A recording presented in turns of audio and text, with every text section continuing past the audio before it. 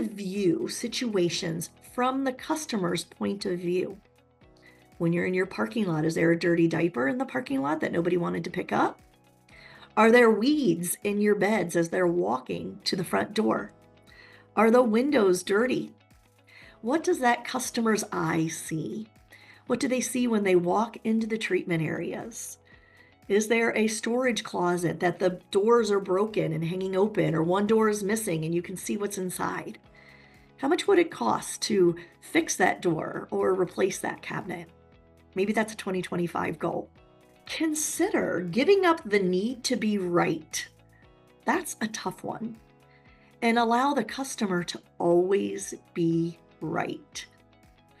Maybe we'll put always in quotes, because here's the thing. If the customer does not understand a policy, we need to own it. We didn't train it up well enough. Now, there's times when they say they didn't understand, and they did. They just broke it, and they're using that as an excuse, right? But rather than just liar, pants on fire, right? We say, let's go over that.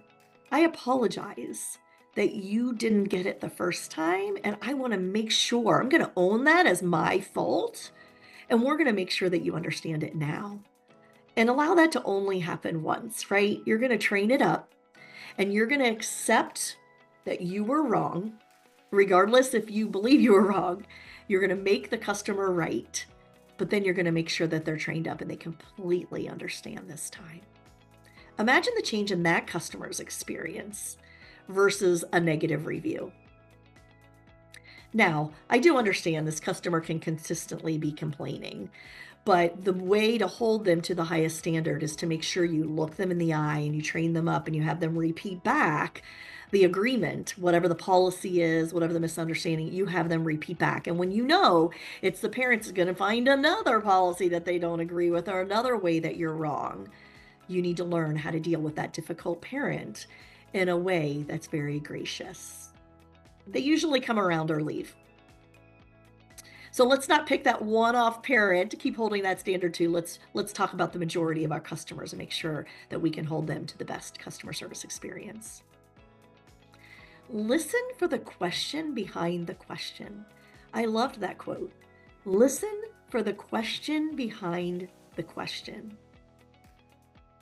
So here's what it is. Parents often cancel an appointment and they'll say, we just couldn't make it. It was just too busy, or I forgot my wallet, or can I just pay that next time, or dad handles the bills. What's the question behind the question? Finances are difficult. I'm not sure I can pay that copay. So what you want to always do, and you want to hope you can predict it, is know alternative funding sources and constantly be presenting them. This is just one example.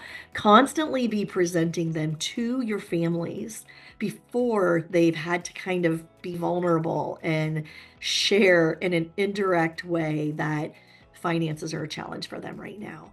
So we know deductible season's coming up. Deductible season is hard for us and for them. So you should be presenting every grant, alternative funding. You can Google that in your area and find those, and you need to do that exercise. Funding for speech therapy near me, funding for physical therapy near me, and learn about the funding in your area. Reach out to family resources, counties, state level. Find out what are the different funding sources available to you. But take the time to do a little bit of a research. It's going to come back and be money in your pocket. So listen for the question behind the question. And that example is not being able to afford therapy services and getting help to families before they actually reveal that they can't afford services, because that's a very humble, vulnerable thing to do.